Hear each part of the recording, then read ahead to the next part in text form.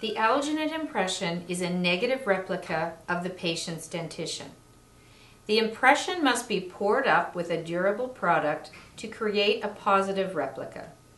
We use dental stone or plaster to make a model that can be used for study models or lab work. I will demonstrate mixing dental stone and pouring a maxillary and mandibular impression without a stone base. These models can then be used to make bleaching trays or athletic mouthguards. The correct ratio of dental stone to powder is 100 grams of stone to 30 to 34 milliliters of water.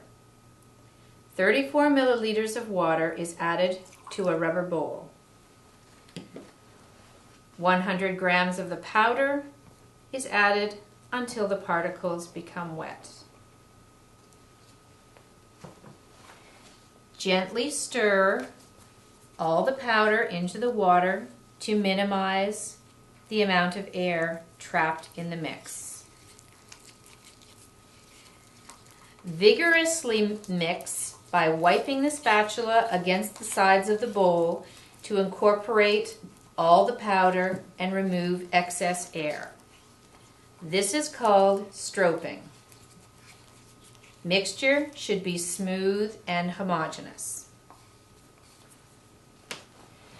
Turn the vibrator on low and place the bowl on the work surface. Covering the vibrator with a plastic bag will make for easier cleanup.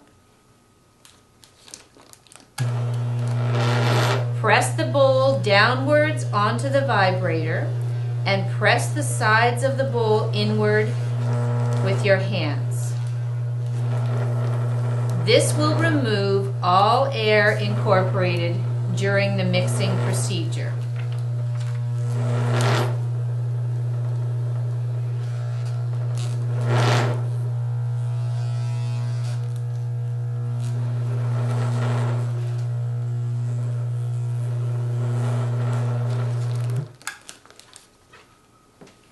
Holding the handle of the impression tray, place the tray onto the surface of the vibrator. Angle the tray with one posterior edge touching the vibrator. Pick up a pea-sized increment of stone on the end of a small spatula.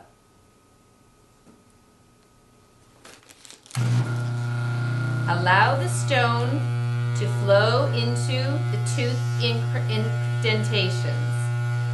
Tilt the impression as needed to aid the speed of the flow.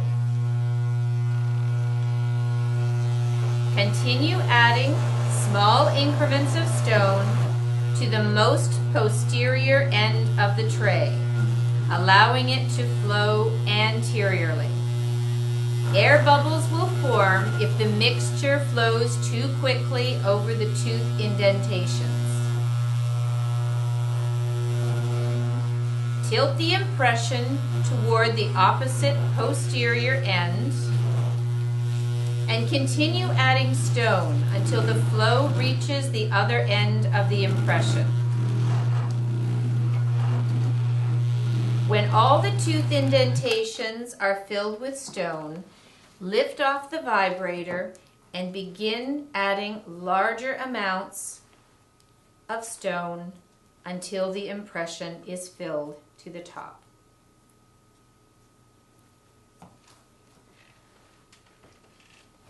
Vibrate the entire tray for 2 to 3 seconds to settle the material. Place the impression on a tile with the tray edge towards the tile. Stone must set for 45 minutes before unmolding.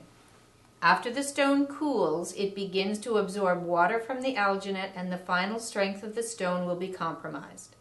Stone that has been left in the alginate too long will have a chalky surface and be prone to breakage. Remove stone model after cool to the touch, at least 45 minutes after pouring. Before removing stone from the alginate, take a lab knife and clean excess stone from tray. Unmold impression carefully to avoid breakage. Inspect incisal and occlusal edges for voids and excess blebs of stone. Air bubbles incorporated into the stone during pouring will result in voids in the final stone model. Remove blebs of stone with the lab knife.